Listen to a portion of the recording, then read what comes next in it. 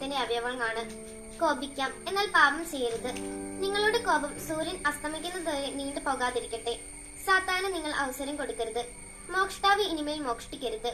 അവൻ ഇല്ലാത്തവരുമായി പങ്കുവെക്കാൻ എന്തെങ്കിലും സമ്പാദിക്കുന്നതിനു വേണ്ടി സ്വന്തം കൈകൾ കൊണ്ട് മാന്യമായി ജോലി ചെയ്യട്ടെ. നിങ്ങളുടെ അധരങ്ങളിൽ നിന്ന് തിന്മകളുടെ വാക്കുകൾ പുറപ്പെടാതിരിക്കട്ടെ. കേൾവിക്കാർക്ക് ആത്മചൈതന്യം പ്രദാനം ചെയ്യുന്നതിനായി അവരുടെ ഉന്നതിക്കുതകം വിധം എല്ലാ കാര്യങ്ങളും സന്ദർഭം അനുസരിച്ച് സംസാരിക്കുവിൻ. രക്ഷയുടെ ദിനത്തിനു വേണ്ടി നിങ്ങൾ മുദ്രിതരാക്കിയ ദൈവത്തിന്റെ പരിശുദ്ധാത്മാവിനെ വേദനിപ്പിക്കരുത്.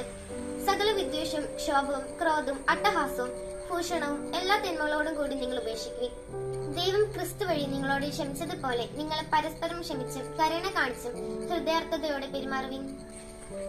വിശുദ്ധ പൗലോസ്ലീഹ എഫെസോസ്കാർക്ക് എഴുതുന്ന 4-ാം അധ്യായത്തിലെ ചോദ്യോത്തരങ്ങൾ. 1-ാം ചോദ്യം, എഫെസോസ് 4-ാം അധ്യായത്തിന്റെ 1-ാമത്തെ ശീർഷകം എന്ത്? ഉത്തരം, ഐക്യത്തിന് ആഹ്വാനം.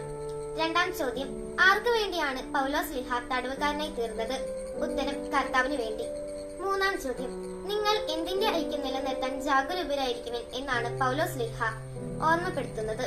ഉത്തരം, ആത്മാവിന്റെ. 4-ാം ചോദ്യം, ഒരേ പ്രത്യക്ഷയിൽ നിങ്ങൾ വിളിക്കപ്പെട്ടതുപോലെ ഒരു ഡാഷും ഒരു ആത്മാവുമാണുള്ളത്. വചനഭാഗം പൂരിപ്പിക്കുക. ഉത്തരം, ശരീരവും. 5-ാം ചോദ്യം, എഫെസോസ് 4:6 പൗലോസ്ലീഹ ദൈവത്തെ എപ്രകാരമാണ് വിശേഷിപ്പിക്കുന്നത്? ഉത്തരം, പിതാവ്. 6-ാം ചോദ്യം, ക്രിസ്തു ഉന്നതങ്ങളിലേക്ക് ആരോഹണം ചെയ്തപ്പോൾ അസംഖ്യ ആരെയാണ് അവൻ കൂടെ കൊണ്ടുപോയത്? ഉത്തരം, തടവുകാരെ. 7-ാം ചോദ്യം, ആർക്കാണ് ക്രിസ്തു ദാനങ്ങൾ നൽകിയത്? ഉത്തരം, മനുഷ്യർക്ക്. 8-ാം ചോദ്യം, ആരെ പരിപൂർണരാക്കുന്നതിനെ കുറിച്ചാണ് എഫെസോസ് 4:12 പറയുന്നത്? ഉത്തരം, വിശുദ്ധരെ. 9-ാം ചോദ്യം, എന്ത് തന്നിലായിരിക്കുന്നത് പോലെ തന്നെ എന്നാണ് പൗലോസ്ലീഹ പറയുന്നത്? ഉത്തരം, സത്യം. 10-ാം ചോദ്യം, വ്യാജം വെടിഞ്ഞ് എല്ലാവരും ആരോടാണ് സത്യം സംസാരിക്കേണ്ടത്? ഉത്തരം, അയൽക്കാരോട്.